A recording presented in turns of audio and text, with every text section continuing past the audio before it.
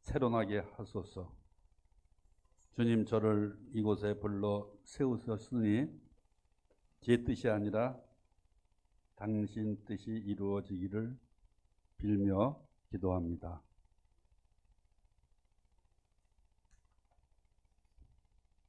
버림받은 이들 안에서 또 고통을 겪는 이들 안에서 이 세상에서 가장 가난하고 보잘것없는 이들 안에서 우리가 그리스도의 모습을 찾게 하시고 그들이 인격적으로 행복한 삶을 누릴 수 있도록 형제적 사랑을 나누는 살아있는 공동체를 건설할 수 있도록 이 작은 종을 도구 삼아 주소서. 우리 주 그리스도를 통하여 비나이다. 아멘. 성부와 성자와 성령의 이름으로 아멘. 여러분, 저는 아주 훌륭한 봉사자입니다. 헌신적이고 사랑도 많고 아주 은혜가 충만한, 그리고 저는 천사입니다. 사람들이 주변에서 흔히 그렇게 평을 해서 저도 동안 오랜 시간 착각하고 살았어요. 그것은 하느님 시각에서 봤을 때는 제가 도와준다고 하는 그들이 거꾸로 저에게 도움을 줬어요. 세상에서도 그렇잖아요. 상을 주는 사람이 있고 받는 사람이 있고, 시상자가 있고 수상하는 사람이 있듯이 저는 병들고 가난하고 주변에 어려운 사람한테 제가 시혜자인지 알았어요. 베푸는 사람인 줄 알았어요. 겪어보니까 저는 혜택을 입은 사람이에요. 제가 수혜자였어요. 그러면서 나눠주는 봉사자인 줄 알고서 우쭐거렸어요. 이 몇 가지를 들어보시면 이해가 될 겁니다. 1번 사진 올려주실래요? 저 사진은 어느 날 갑자기 소금 창고에 어느 자매님이 헐레벌떡 택시를 타고 찾아오셨어요. 멀리서. 사연을 들어본 저 당시에 7, 8년 전에 자기 안싸둔을 시립병원에서 우리 두 사람이 호스피스 하는 과정을 지켜보고 장례 치르는 과정을 다 봤는데 잊어먹고 있었는데 갑자기 자기 지금 신랑이 췌장암 말기로 큰 종합병원에 말기암 입원했는데 어떻게 할 줄 모르겠대요. 그때 그 안싸둔 장례 치러줄 때 성당에서 장례미사 하는 무슨 모든 것이 다 그때가 막 그립더라는 겁니다. 자기 신랑도 세례 받았으면 그렇게 할 텐데. 그래서 요구 조건은 하나였어요. 선생님이 병원에 가서 우리 신랑 대세를 줘서 성당에서 장례 미사 할도록 도와달라고. 제가 그 자매님한테 제안을 했어요. 기도는 돌아가신 분과 살아있는 자매님이 통교가 이루어지려면은 자매님이 대세를 줘서 장례를 우리가 봉사를 하겠지만 치르고 나면은 자매님이 교리받고 세례받는 다는 전제하에 제가 대세를 드려 가겠습니다. 그래서 병원에 가서 대세를 주는 장면입니다. 그러면서 정말 헌신적으로 모든 일을 다 하고 끝에 저희는 또 호스피스 봉사 자격증을 소지하고 하지만 말기암으로 살아계신 분과 교감을 나누고 하다가 돌아가신 다음에는 병원 영안실로 내려가는 모습이 안 좋았어요. 또 교 같은 경우는 저희가 손을 띄고 연령회의에다가 이제 인수인결합니다. 그래서 그런 경우에 좋은 사례가 어디 가서 강의할 때 이런 얘기를 많이 했어요. 호스피스는 고기를 낚는 그물이고 연령의 봉사는 고기를 담는 바구니다. 그래서 우리가 헌신적으로 호스피스 봉사하는 모습을 저 자매가 지켜봤고 자기 신랑 장례를 치르는 모습을 지켜보고, 두 번째 사진. 근데 보세요. 저 저 당시에 저희는 TVN에서 리틀 빅 히어로라고 하는 그런 숨어있는 작은 영웅들을 발굴해서 하는 그런 다큐멘터리를 촬영 중에 있었어요. 그때 저 자매님의 신랑이 병원에 있는 그 호스피스 하는 과정을 촬영 중에 있었는데, 이것이 이것도 하느님의 뜻이라고 해야 될지 아니면은 또 어떤 섭리를 할지 모르지만, 저희가 볼 때는 저 자매님이 방송국 PD한테 이런 부탁을 했어요. 자기 신랑이 임종하는 그 모습을 그대로 카메라에 담아도 좋다고 허락을 했어요. 그래서 PD가 어떻게 그런 용단을 내릴 수 있습니까? 신앙인도 아니면서. 그랬더니 그 자매가 이런 얘기를 했다고 합니다. 이거는 방송국 PD가 저희한테 해주는 얘기예요. 그 자매님 말씀이, 저분 시립병원에서 오래도록 봉사하는 모습을 저는 지켜봤습니다. 이제 저도 앞으로 교리받고 세례받을 사람인데, 저 두 분이 하는 숭고한 일이 세상에 알려지기를 원하기 때문입니다. 그래가지고 이 방송의 그 모든 것이 그대로 마침부터 하여튼 그 시작부터 마침까지 성당에서 장례 미사하는 과정까지 다 방송에 나갔어요. 보십시오. 누가 봉사를 한 겁니까? 성한 나는 하늘의 복을 쌓기 위해서 호스피스 봉사자로 신랑한테 다가갔는데, 저 자매님은 와서 제가 선교할 수 있도록, 대세 줄 수 있도록 기회도 주고, 저희가 하는 일을, 소금 창고 일을 세상에 알릴 수 있도록 기회를 준 분이 아픈 신랑을 간호하면서 그 보필했던 그 저 자매님이 거꾸로 저를 도와준 시혜자가 아니겠어요. 저는 은혜를 받았죠. 소금 창고도 많이 알려지는 계기가 됐고. 또 한 번은 세 번째 사진 올려주십시오. 어느 기도 부탁을 받고 수원 쪽에 있는 아주대 병원을 갔는데, 그 형제님이 아마 마지막 시간이 된 것 같아요. 병실에 올라가니까 가족들이 다 모여 있고 막 웅성웅성해요. 근데 그 문을 열고 들어가는 순간에 왠지 모르게 제 입에서는 저도 모르게 속에서 막 구마 기도가 튀어나왔어요. 나자렛 예수의 이름으로 명령한다. 저 형제에게 공포를 일으키고 무서움을 일으키는 사탄 마귀는 예수의 이름으로 나가라. 예수에게로 가라. 예수님께서 너를 처치할 것이다. 나자렛 예수의 이름으로 명령한다. 저 환자 형제에게 불안을 끼치는 마귀 사탄아, 물러가라. 나자렛 예수에게로 가라. 예수님께서 너를 처치할 것이다. 그런 속으로, 거기 다른 뭐 친척도 종교를 모르니까 속으로 기도할 수 없었는데, 아닌 게 아니라 그 병실에 갔을 때 그 환자가 굉장히 막 그냥 동공도 같은 상황이 굉장히 불안한 상태였어요. 문을 열으랬다 닫으랬다, 어떤 선망이 보이는지 굉장히 두려워하는 상태였는데, 결과적으로는 간단하게 이제 하면은 그 형제가 아주대병원에 있다가 저희가 봉사하는 며칠 뒤에 시립병원으로 왔어요. 무슨 일이냐고 물어봤을 때 그 아내가 대답했어요.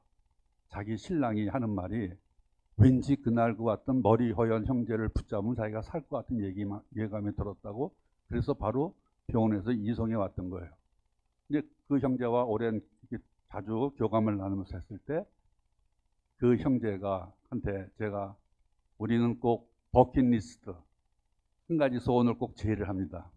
형제여, 만약에 천사가 당신에게 와서 한 가지 소원을 들어준다고 하면 당신은 뭐를 청하겠소? 했을 때 그 형제가 주저없이 이 말을 했어요. 그때 나이가 있으니까 지금 몇 달 동안 이렇게 호스피스를 했으니까 형 동생이 됐어. 형님, 딴 거 없어. 우리 아내는 안 애쓰고 엄마는 안 난데 80이 된 아버지는 너무 고집이 세서 세례를 안 받아. 자기가 보는 앞에서 아버지 세례 받는 걸 보고 죽는 게 소원. 결국은 순교복자 수도원에 계신 신부님한테 부탁해서 대세가 아니라 병실에 와서 세례를, 저 맞죠? 네. 세례를 받고 그 형제는 하늘나라로 가고 80이 된 아버지는 그 나이에 맞게 제가 모세라고 세례명을 주고 제가 대부가 됐습니다. 저는 불러서 기도해 주러 서울근교에 있는 병원에 갔던 것 뿐인데 하느님은 한 영혼을 구원하게 했잖아요. 선교의 아들을 낳았잖아요. 그래서 그분들이 곧 저의 스승이나 다름이 없습니다. 내가 도와준 것이 아니고 그분들이 저를 불러서 하늘의 복을 쌓을 수 있도록 해준 기회를 저한테 주었으니까요. 지난번에 얘기했던 어느 알코올 중독도 좀 마찬가지. 저는 외형만 보고서 내가 공동체에서 오후 3시에 거룩한 기도를 하고 있는데 늘 오던 그 모습, 술 냄새를 풀 풍기면서 왔던 그 모습을 보고 제가 내심 짜증이 나서 이런 투였죠. 야 임마, 보면 몰라 자식아, 나는 촛불 켜놓고 성모님 모셔놓고 거룩하게 기도하잖아. 이따가 와. 이런 식으로 하고서 그 친구를 보냈었는데 그때 같이 봉사하던 자매가 귓전을 때리는 소리가 들려온 거예요. 디에고야, 너 기도는 왜 안 해? 얼마나 부끄럽습니까? 더 부끄러운 것은 그 다른 봉사자가 사준 차를 먹고 위로받고 가던 그 알코올 중독자가 비틀비틀 오더니 제 귀에 대고 하는 말이에요. 형님, 나중에 오면 좀 친절하게 좀 맞아주세요. 얼마나 부끄럽습니까? 그는 내 곁에 다가와서 저를 교육시켜 주신 버림받은 예수님이었어요. 그분이 스승이었어요. 또 하나, 우리 강남에 그 성령기도회 활동을 할 때 성전문 앞에서 맨날 100원만 달라는 거린이 있었어요. 그 얘기 들었죠? 지난번에. 우리 주일학교 학생들 입장에서는 100원만 아저씨라고 소문이 나는데 저희는 100원만 예수님이라 했어요. 그래서 그 친구를 한번 이렇게 교감이 돼서 그 친구가 종교도 없는데 천주교라고 썼길래 너 세례명이 뭐니? 그러니까 그때 얘기했었어요. 아따 형님도 참 답답해요. 내가 교회 안에는 안 들어가지만 주일마다 성당에 오자뇨. 그래서 같이 데리고 그러면 미사가 뭔지 한번 네가 보고 맛들여라. 그리고 성당에 가서 12시 미사라고 나올 때 야 아무개야, 너 아까 저기 봉은 바구니에 얼마 넣니? 성체 때는 못 나가게 했거든요. 그랬더니 그 친구가 나한테 먼저 물었어요. 아까 형님은 거기다가 얼마 넣었어요? 그러길래 자식아 그런 거 묻는 게 아니야. 2번, 3번 묻길래 그런 거 묻는 게 아니라니까. 너는 임마. 그 자기 말, 형님 얼마 넣었어요? 그러길래 신경질을 내면서 제가 했던 말이에요. 1,000원 임마. 그 친구가 이렇게 말했어요. 형님 참 째째하게. 뭐가 째째야 임마. 너는 임마. 그래서 그 친구가 10,000원이요. 당당하게. 깜짝 놀랐어요. 부끄러웠어요. 그 친구 이 말이 부끄러웠어요. 형님은 창피하지도 않아요?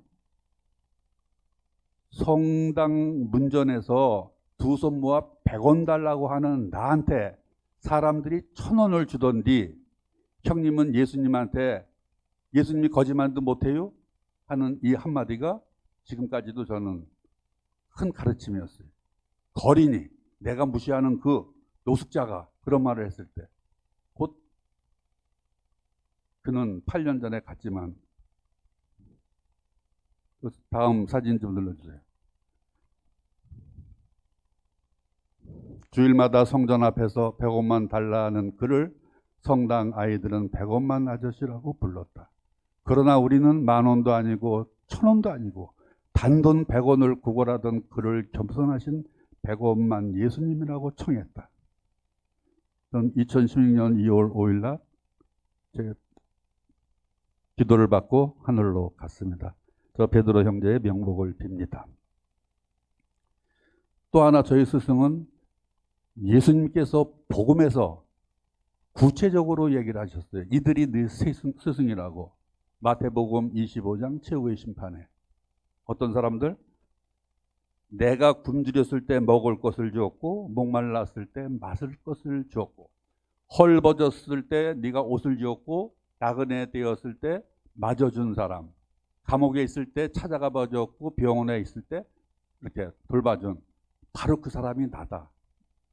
이것은 결과적으로 복음 말씀에 견주해 보게 되면 내가 예수님의 우편에 가게 되면은 내 공로가 아니라 그들의 공로예요.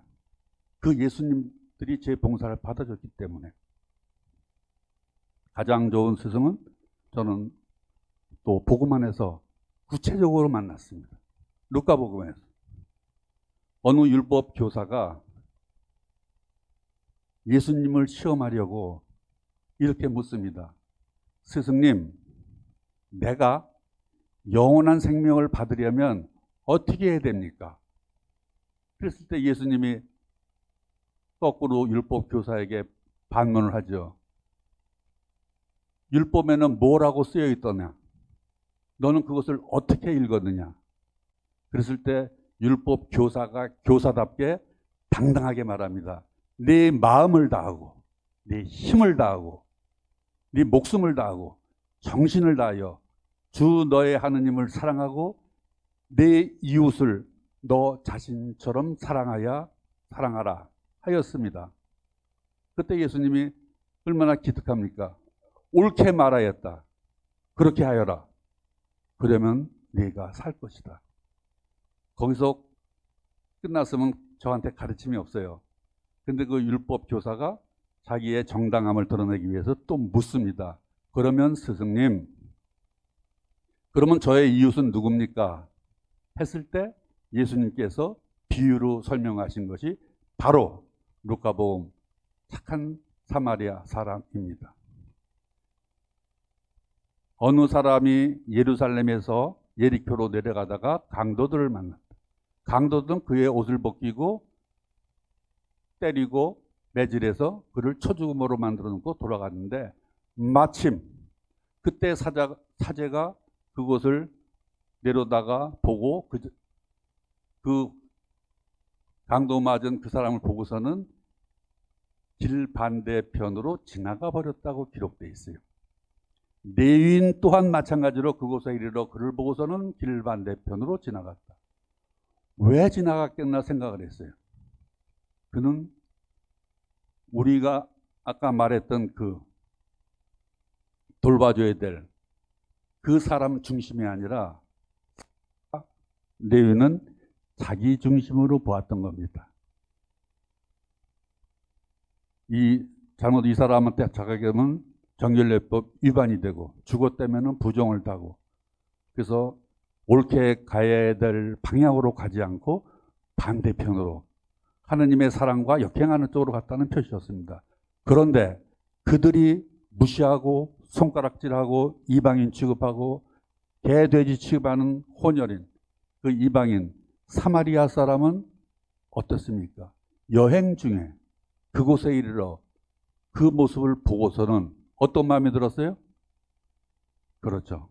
측은지심, 안타까운 마음이 들어.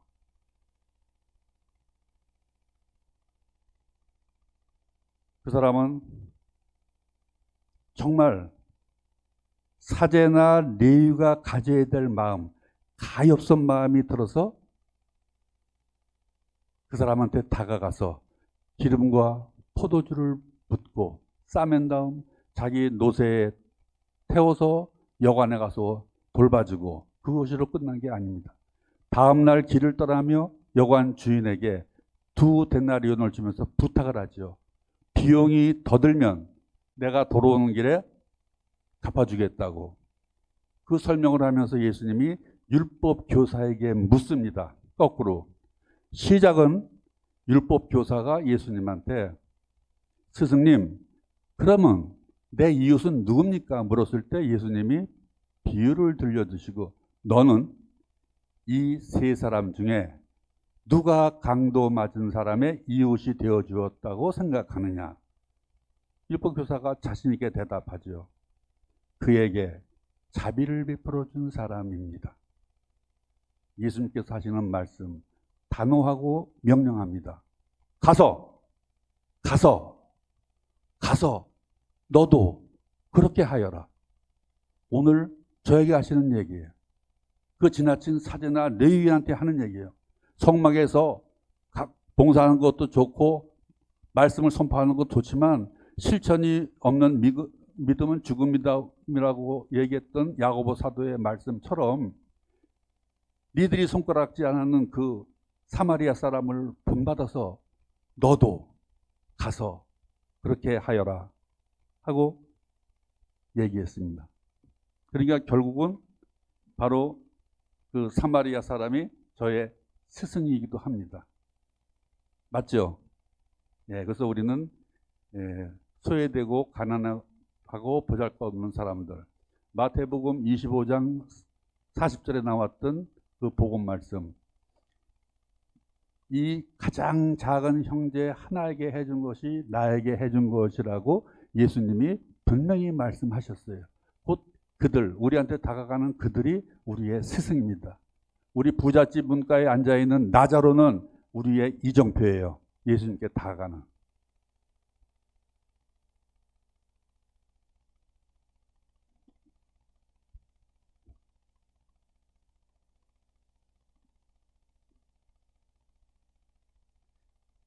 지난번 했는데 이번에는 그 아리마테아 출신 요셉 얘기를 하고 싶어서 저도 그런 용기를 갖고 싶습니다.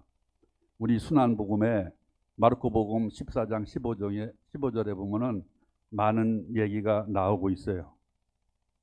거기에 등장하는 인물들이 참 배신자 유다도 나오고 거칠지만 마음 약한 세 번씩 하는 베드로도 나오고 빌라도도 나오고 하녀도 나오고 호산나를 내치는 군중도 나오고 향유를 붓는 어떤 여자도 나오고 십자가를 억지로도 지고 가는 시몬도 나오고 옆구리를 찌른 백인대장도 나오고 그 중에서 그 속에 묵상해 보니까 다 내가 있어요. 나도 이것이 교회 안에 빈첸시오의 어떤 이 단체에서 조금 있어도 내가 전체적인 그런 상황에 따라 가지고 옳은 판단을 할 때에도 불구하고 전체 흐름을 맡겨서 다른 데 동조할 수가 있어요. 빌라도처럼 군중의 소요가 두려워서 옳은 판단을 하지 못하고 그런 빌라도가 내 모습이고 아무 나한테 상관이 없어. 그냥 시기야. 야 너도 그 사람하고 한패잖아. 야 임마 너도 그때 원장님 욕했잖아. 하녀의 모습이 나한테도 있어. 그러나 또 예수님이 오신다고 해서 내 겉옷을 하고서 막 그냥 환영합니다 호산나 하던 그 치던 두 손이 주인공이 나일 수도 있고 주변에 나와 가까운 사람들의 그런 연합된 힘에 짓눌려서 나도 반대 목소리를 못 내고서 그냥 십자가에 못 박으셔 하는 그런 이중성 가진 나도 볼 수 있습니다. 그래서 그 예언자 시메온이 이 말씀을 하셨던 모양입니다. 루카 2장 34절 35절 말씀을 봉독합니다. 시메온은 그들을 축복하고 나서 아기 어머니 마리아에게 말하였다. 보십시오. 이 아기는 이스라엘에서 많은 사람을 쓰러지게도 하고 일어나게도 하며 또 반대를 받는 표징이 되도록 정해졌습니다.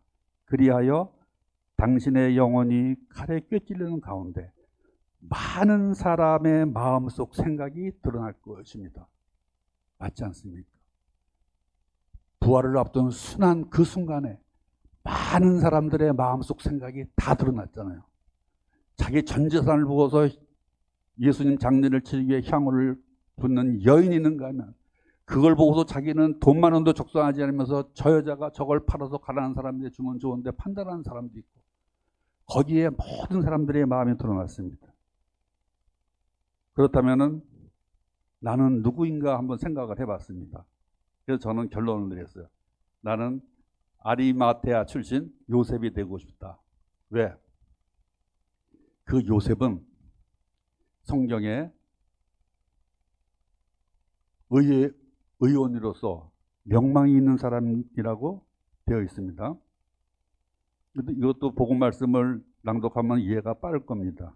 그날은 준비일 곧 안식일 전날이었으므로 아리마테아 출신 요셉이 빌라도에게 당당히 들어가 예수님의 시신을 내달라고 청하였다. 그는 명망 있는 의회 의원으로서 하느님의 나라를 열심히 기다리던 사람이었다.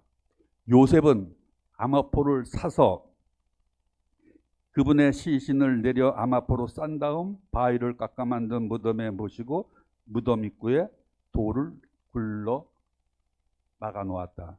근데 보세요. 그 요셉이 속한 그 무리는 이 사람들이에요. 수석 사제, 율법학자, 최고의 의원들은 어떻게 하면 예수님을 붙잡아 죽일까 궁리하고 있던 집단 중에 한 사람인데, 그 중에서도 의회 의원인데 명망이 높은 사람이랬어요. 안 그렇겠습니까? 요즘으로 치면 뭐 국회에서도 무슨 뭐 정책위 의장이나 감투를 쓴 사람이에요. 그 사람이 자기 조직을 이탈해서 배반한 것과 똑같죠. 그것도 빌라도에게 뒷골을 한 것도 아닙니다. 조직 모르게. 성경은 이렇게 기록하고 있습니다. 빌라도에게 당당히 들어가 예수님의 시신을 달라. 그러니까 자기 조직에서 배척당하고 국회의원 배지를 띨지언정 내재되어 있는 하느님에 대한 그런 것을 이분은 실천한 거죠. 얼마나 용기 있는 행동입니까? 그래서 그 예언자 시므온의 예언대로 순환복음 인물들의 속다르고 겉다른 모든 것이 적나라하게 드러났습니다.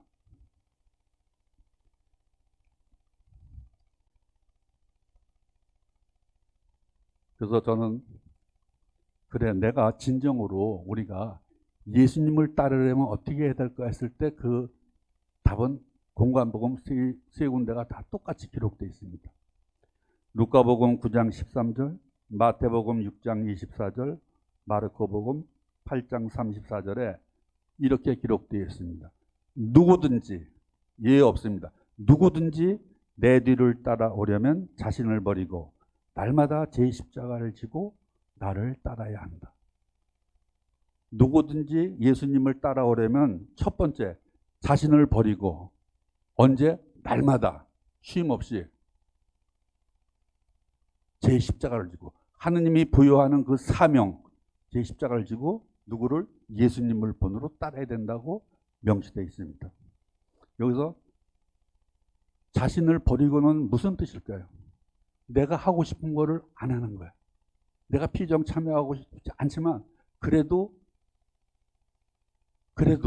억지로라도, 그래 원장님이 원하시는 일이니까 억지로라도 십자가길 5초에서 십자가를 졌던 시므온처럼이라도 강제로 끌려서라도 피정이 앉아있는 그런 상태. 그래서 나는 밖에 나가서 무엇을 하고 싶지만 자기의 그것을 접고 그가 원하니까 이곳에 앉아있는 그런 것. 마찬가지로 자기 자신을 버리고 예수님의 그 하느님이 명하는 그 고난의 길을 자청해서 갔을 때 십자가를 지는 거예요. 성경에서 보시면 눈물 납니다. 예수님 자신도 자신을 버리고 자기가 그 잔을 마시기 싫어하는 그것을 피하려고 하는 그 절절한 마음이 제자들에게 이렇게까지 표현을 합니다.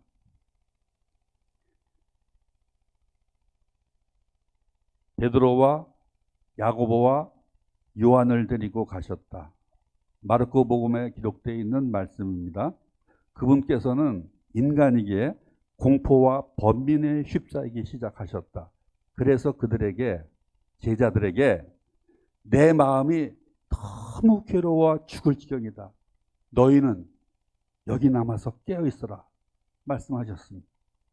이 얼마나 처절한 자신을 버리는 작업입니다. 그리고 나서는 아버지 하나님께 이렇게 기도하죠. 그런 다음 제자들에게 당부해 놓고, 그런 다음 조금 나아가 땅에 엎드리시어 하실 수만 있으면 그 시간이 당신을 비켜가게 해 주십사고 기도하시며 이렇게 말씀하셨다. 아빠, 아버지께서는 무엇이든 하실 수 있으니 이 잔을 저에게서 거두어 주십시오. 거두어 주십시오. 그러나 제가 원하는 것을 하지 마시고 아버지께서 원하시는 것을 하십시오. 제가 원하는 것을 하지 마시고 자신을 버리고 아버지께서 원하는 것, 십자가를 지게 해 주십시오. 이 기도였습니다. 사람인 저 역시도 이 자신을 죽인다는 것이 참 힘들었어요. 제가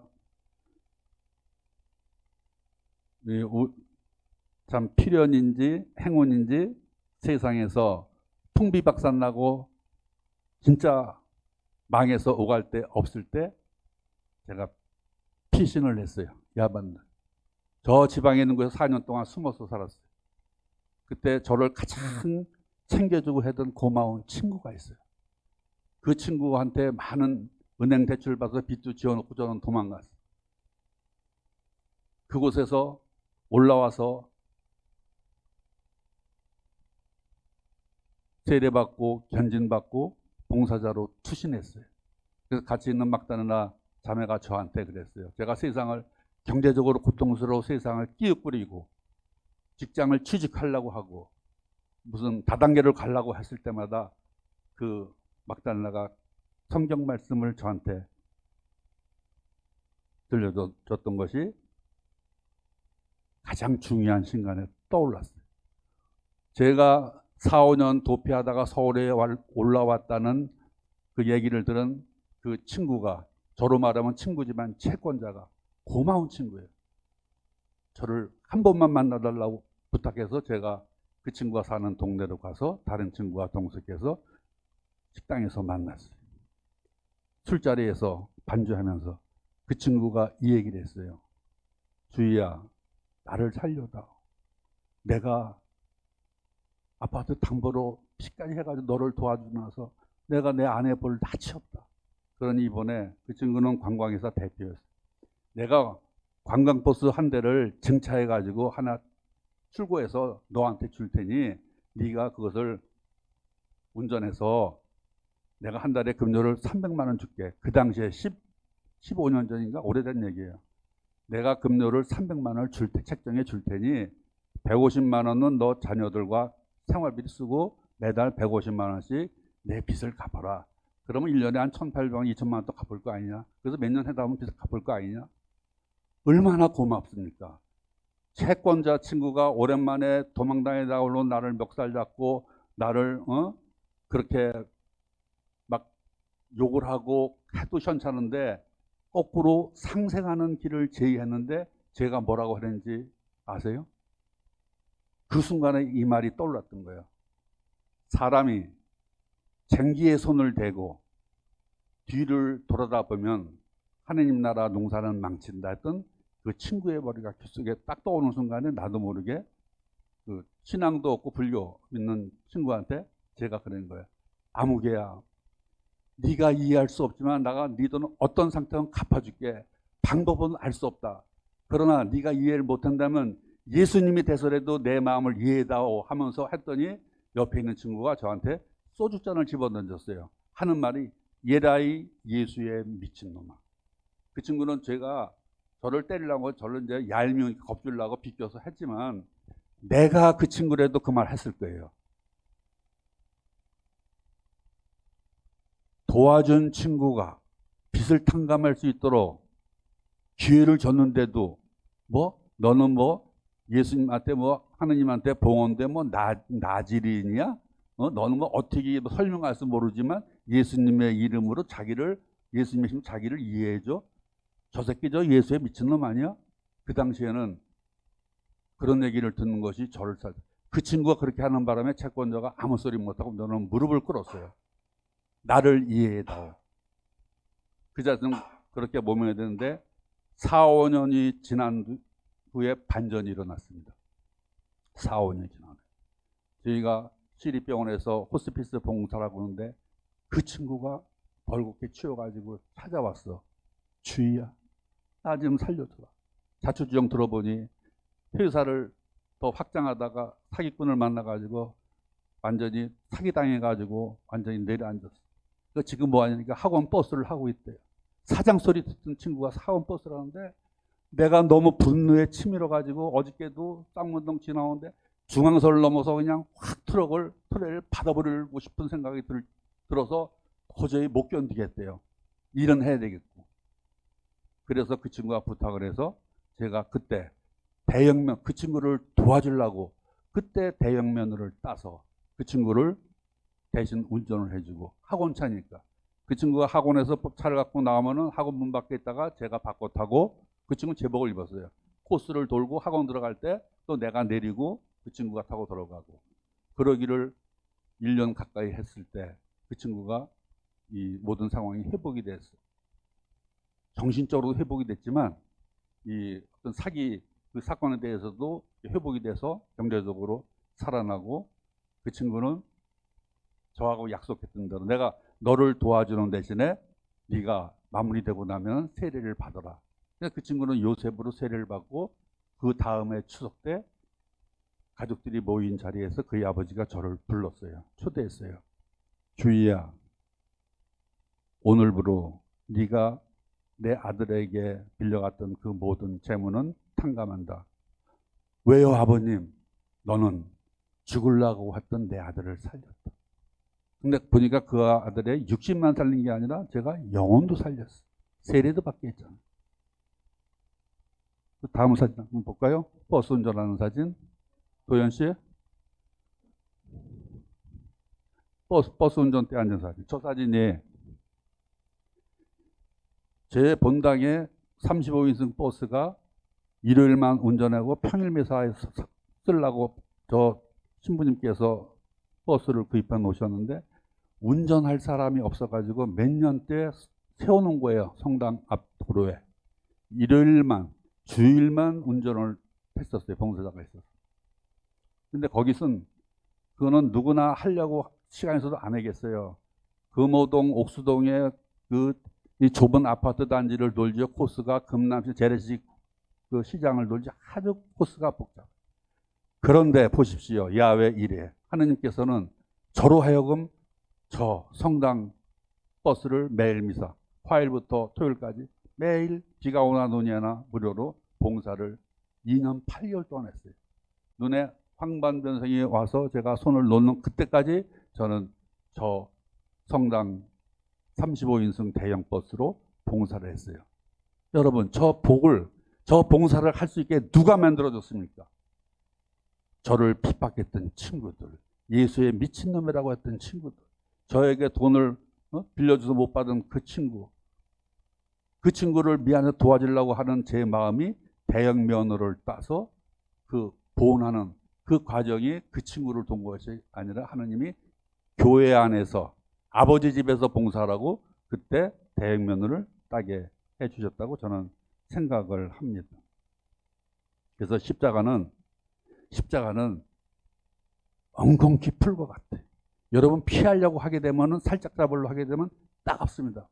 그러나 꽉 움켜쥐고 음으로 틀어보시죠. 엉겅퀴는 진물로서 진물이 나고 부드럽습니다.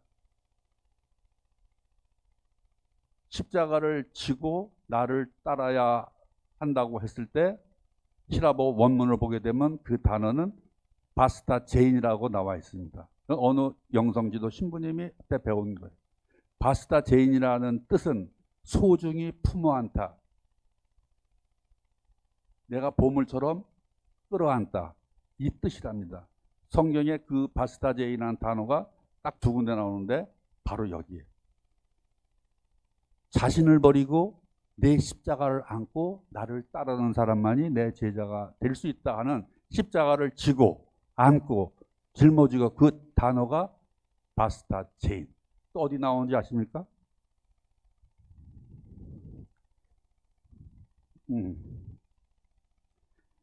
어떤 여인이 예수님께 그러죠. 선생님을 배웠던 모태와 선생님께 젖을 먹인 가슴은 행복합니다. 했을 때 그 배웠던 선생님을 배웠던 모태, 배웠던 그 단어가 바스타 제인입니다. 성모님이 태중에 예수님을 배웠던 그 단어와 너 자신을 버리고 십자가를 지고 십자가를 안고 할 그 단어가 얼마나 큰 축복입니까?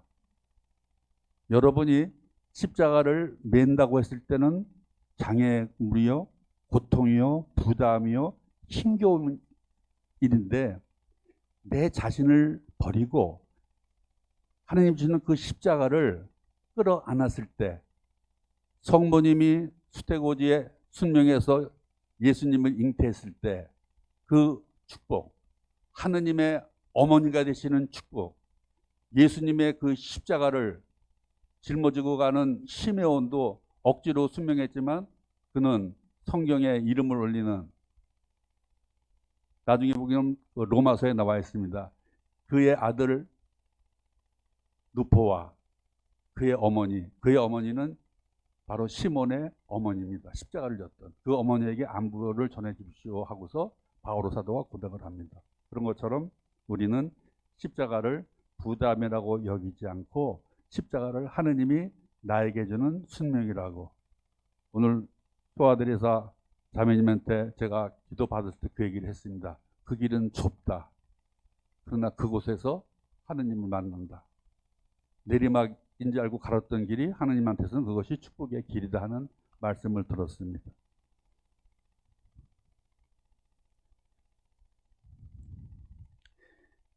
예수님을 따르는 길은 자신을 버리고 제 십자가를 지고 아버지께서 원하시는 것을 하는 아주 간단 명료한 길입니다. 첫째, 자신을 버리고. 언제? 날마다. 그렇게 예수님이 우리에게 하고자 하는 그 사명을 짊어지는 것, 그게 십자가. 또 그 예수님이 말씀하신, 그렇게 어떤 여자가 질문하는, 선생님을 배웠던 모태와 젖을 먹인 가슴은 행복하다고 했을 때 예수님이 그 여자에게 뭐라고 말씀했습니까? 그냥 우리가 일반적으로 성서 뒷말씀을 들을 때는 성모님을, 어머니를 무시하는 것 같지만 아닙니다. 아니다. 하느님의 말씀을 듣고 실천하는 사람이 오히려 행복하다. 이렇게 기록되어 있습니다. 예수님이 말씀하신 그 주체는 누구겠습니까? 예수님이 잘 아시는 당신 어머니 마리아를 얘기한 겁니다. 많은 사람한테 마리아 어머니를 칭송합니다. 너희는 눈으로 볼 때 나를 배웠던 모태와 젖먹인 가슴이 행복하다고 하는데 아니다. 오히려 그 점을 보는 게 아니라 죽기까지 순명한 내 어머니의 하느님의 말씀을 듣고 실천한 그 점이 오히려 더 행복하다고 말씀하셨습니다. 예수님께서.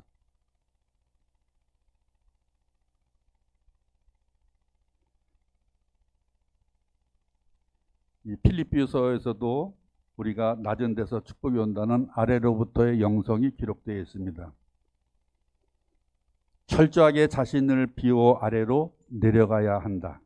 그분께서는 하느님의 모습을 지니셨지만 오히려 당신 자신을 비우시어 종의 모습을 취하시고 십자가의 죽음에 이르기까지 순종하셨습니다. 필립비서 2장 4절에서 6절 말씀입니다. 우리는 그러므로 남이 너에게 해주기를 바라는 그대로 너희도 남에게 해주어라. 여기는 조건이 없습니다. 그 다음 사진 하나 또 올려보실래요? 제가 저 제목을 불개천 하모니라고 했어요. 저희 소금 창고에는 탁발 스님이 오셨어요. 그때 제가 이 스님과 친해지게 된 동기는, 도반이 된 이유는 5,000원짜리를 두 손을 공손히 주면서 목탁을 두드리고 돌아설 때 성불을 하십시오 스님 하고 드렸더니 스님이 저한테 답례했어요. 할렐루야. 그래요. 왜요? 우리 소금 창고에 십자가가 붙어 있었으니까.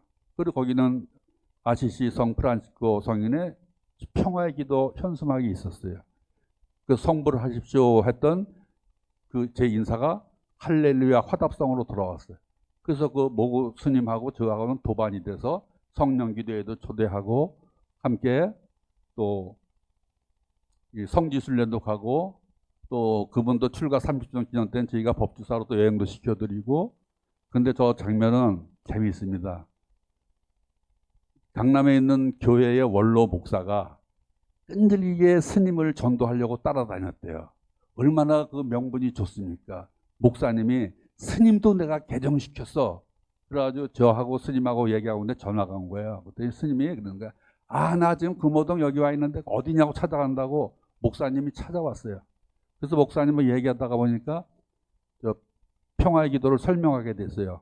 이해받기보다는 이해하고 뭐 이렇게 얘기하다가 목사님이 끝나고 가신다고 했을 때 내가 그냥은 못 가십니다. 목사님, 오실 때는 당신 마음대로 오셨지만 가실 때는 못 가십니다. 그러길래 아니, 왜 그래요? 그러길래 제 머리에 손을 얹어 축복해 주시 가십시오. 무릎을 꿇었어. 그랬을 때 저 목사님이 저를 위해서 합장, 목사님이 통성으로 기도하시고 저 탁발성은 합장에서 기도하고 있는 저 모습을 보고 제가 글을 썼어요. 불교와 개신교와 천주교의 아름다운 하모니, 불개천 하모니를 보라. 그 다음 사진.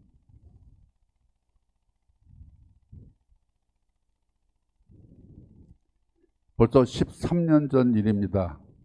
저를 이곳에 소개해 주신 임원기 신부님께서 배론성지로 갔을 때 제가 말했던 그 스님하고 또 키보이스의 차도균 씨, 낙엽 따라 가버린 사랑, 그 교회 권사님도 동행해서 시정을 갔었습니다. 지금은 저 차도균 씨가 세례를 받고 제 대자가 되었습니다. 베드로로.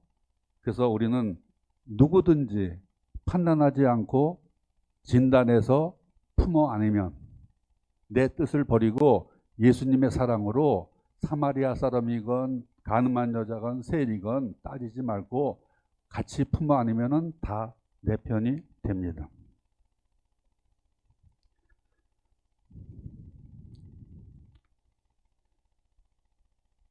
그리고 제 사례로 봤을 때 내가 내 자존심을 챙기고 나를 버리지 않으려고 했을 때 맞닥뜨려 있는 모든 사건은 다 두렵고 불안해. 그런데 나를 버리는 그 순간은 두려움도 없어지고 용기가 나요. 망할 것도 없고 창피할 것도 없어요. 상황이.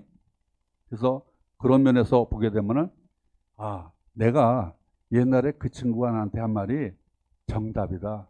나는 2주의 후 안 되고는 정말 예수에 미친 놈이다. 난 미쳐도 잘 미쳤어. 내가 화투에 미쳤으면 난 노름꾼 됐을 것이고, 술에 미쳤으면 아까 그 친구처럼 알코올 중독자가 됐고, 여자에 미쳤으면 남봉꾼 됐고, 돈에 미쳤으면 사기꾼 됐어. 나는 예수에 미쳤어. 예수에 미쳤기 때문에 세상에 영향을 미치고 세상에 내가 영향을 미치는 사람이 된 거야. 누구한테 미쳐서? 전능하신 아버지 하나님. 예수님한테 미쳤기 때문에 세상에 영향력을 미치고 살아요. 여러분 미치십시오. 그럼 행복합니다. 끝기도 하겠습니다. 성부와 성자와 성령의 이름으로.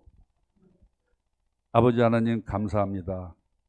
저희들 모두 이제 뒤늦게 듣고 깨달아 알았으니 힘들지만 내 자신을 버리고 늘 주님이 주시는 그 사랑의 십자가로 보고, 부담의 십자가가 아니고 짐이 아니고 장애물이 아닌 디딤돌로 여기고 축복의 선물로 여기고 은총으로 받아 안고 이 길을 기쁘게 예수님께 미쳐서 이 길을 가겠습니다.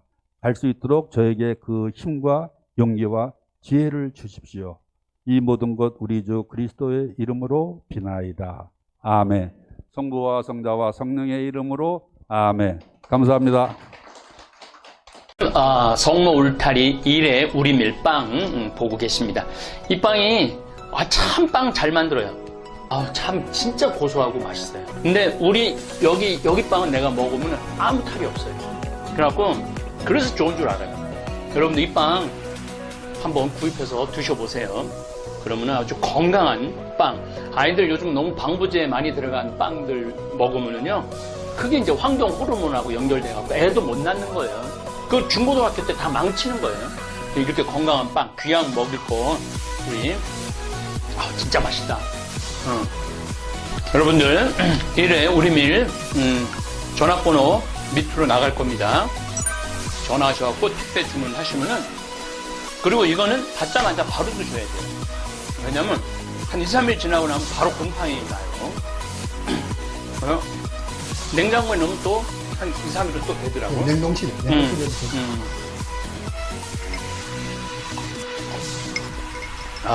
진짜 맛있네. 여러분들, 양산 성모 울타리, 1회 우리밀. 하느님께서 마련해 주신다. 그런 뜻이죠? 예. 하느님께서 마련해 주신다. 그래서 1회 우리밀. 빵 많이 애용해 주시기 바랍니다. 맛 좋고 믿음 가는 순수 우리 밀빵 찐이야.